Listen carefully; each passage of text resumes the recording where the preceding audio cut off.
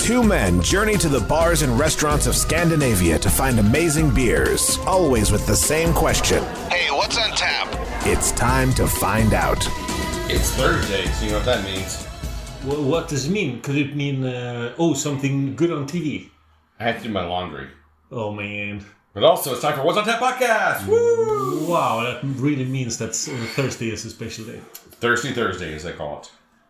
When you originally started the show with Matthias, before I was even thought of, did you choose Thursday because it's a good day to make people excited about the weekend? Exactly. That is exactly what we were thinking. Did I just put words in your mouth? No, 100%. That's what we're going for. We're just like, you know what? We need to pick a release day. And we're like, Monday is like, no, too early in the week. They're like, Saturdays, I'm like, no one listens to podcasts over the weekend. So then we were like, what about Hump Day, Wines Day. I'm like, oh, that's wine. You can't do Wines Day. So then it was Thirsty Thursday. So, yeah. It's a good day. It actually worked out pretty well. In my separate venture where I review chili sauces, I put them out on Mondays and Thursdays. You get different engagement on Monday versus Thursday, or do you notice a difference? It's equal on Mondays and Thursdays. When I first started, I had Mondays and Fridays was an absolute disaster. No one interacted or even watched them or viewed. Zero on Fridays. Yeah, it probably depends on when you put it on a Friday, so it's probably like a Friday afternoon maybe. Like 9 in the morning. Yeah, probably wouldn't do afternoon then. But Thursdays 9 in the morning and Mondays 9 in the morning, everyone's gearing up to go to Instagram and go, oh, I need to chili sauces. You'd probably even put it at like 8, and then you would catch the people on the way to work that are like doing phone stuff. Smart. It's 8:50 to be precise. Oh. It's very... it's data driven. No. But we are reviewing beer today. Are we really start... Okay, I brought both of these beers, and and one of them I'm not really looking forward to. I might be biased, so I'll shake my bias. Well, let's just say we picked a couple of breweries that we're not the most excited about, but we have high hopes for the potential of both of these. Exactly, and that's what we like to do. We like to find things. We think, well, this is either going to be a diamond in the rough, or it's going to be a big lump of coal. Yes. Exactly. Right. So the first one is Swedish Sour, a Berliner Weisse from Sweden, from Gothenburg, from Goteborgs Nya Bryggeri. Mm-hmm. That's what they're called. And it's called Summer Passion Berliner Weisse. And the picture has raspberries and blueberries. So I'm guessing those are the ingredients because it doesn't say... it does say 6% ingredients raspberry, 4% blueberries. And that's basically all we know. And Goteborgs Nya Bryggeri started in 2015. That's when they started. Yep. And this beer is 4.7% ABV. All right. So a little kettle sour Berliner Weisse here. It's probably kettle sour. It looks like lemonade. It does have a pink lemonade kind of color to it. It smells sweet. It smells like kettle sour. Yeah. All right. Cheers. I'm curious if it'll have that like cereal kind of flavor that kettle sour is kind of known for.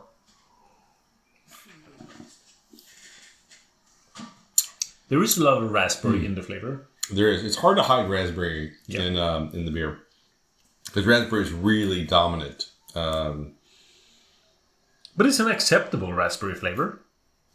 Yeah, what I like about this actually is it doesn't have that cereal kind of back note to it. It actually continues through with, so there's no off flavors on the end note. It kind of continues through with the raspberry part.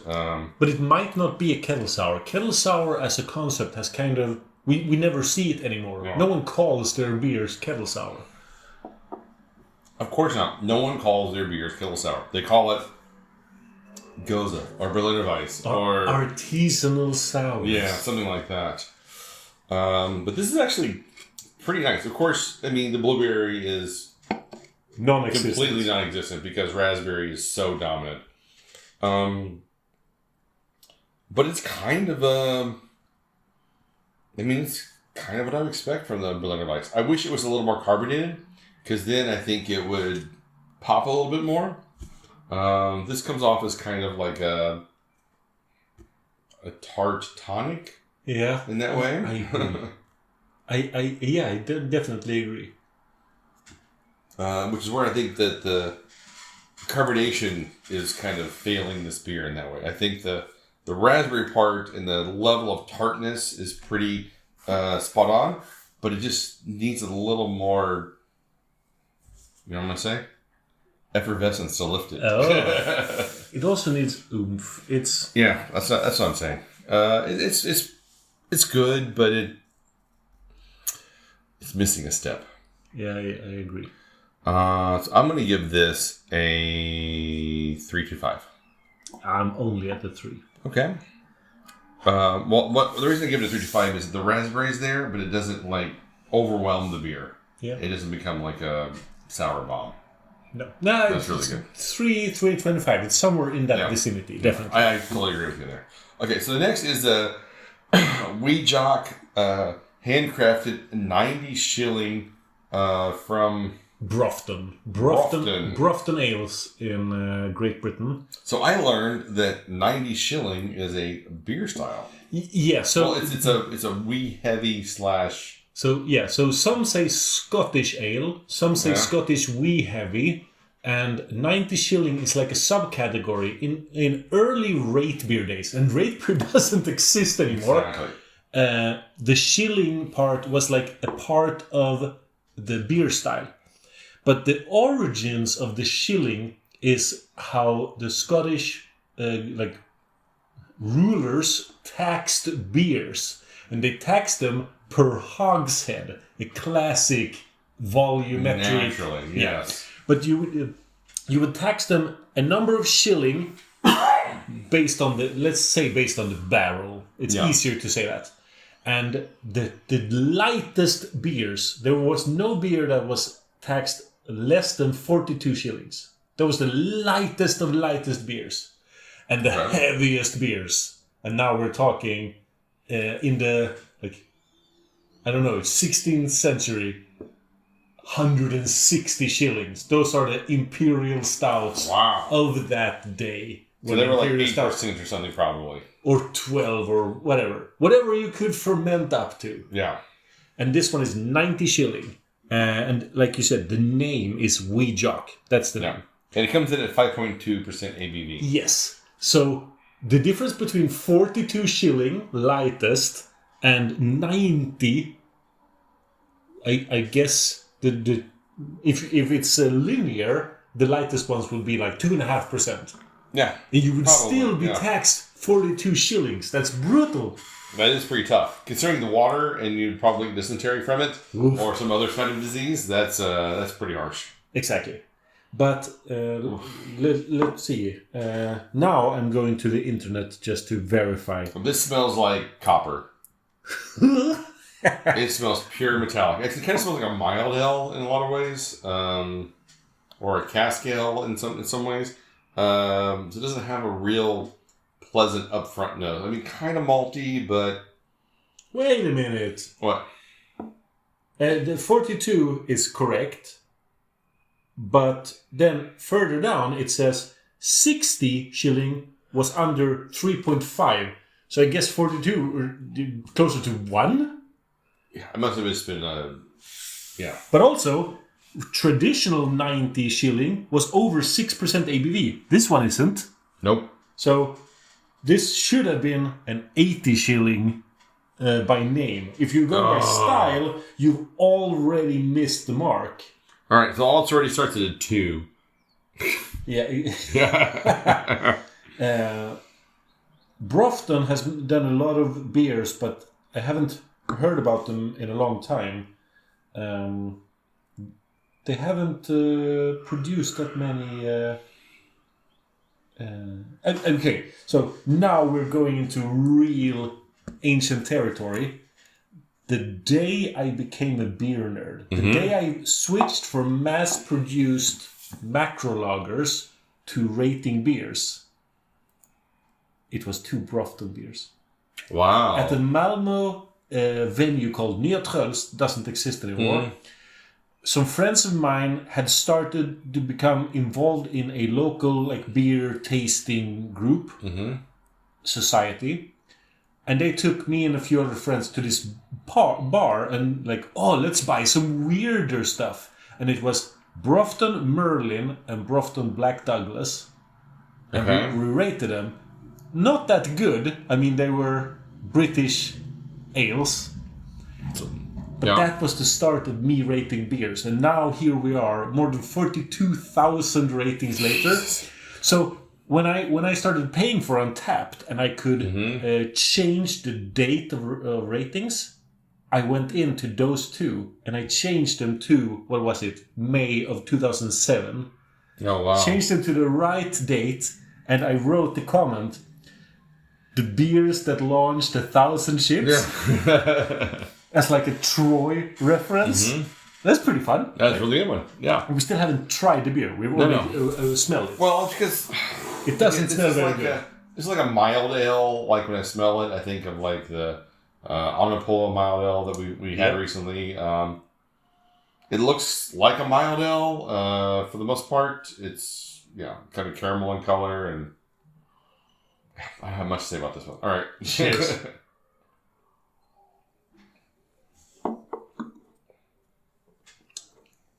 Yeah, this falls squarely in the quote-unquote ale category. Yeah. It's like if you like cask ale and you try like any number of like brown-colored cask ales, it tastes like that. I wish this was cask.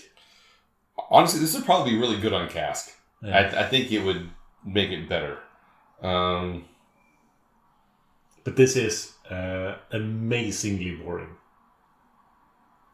Like a mild or like other kind of styles like that. It's just a real traditional British ale.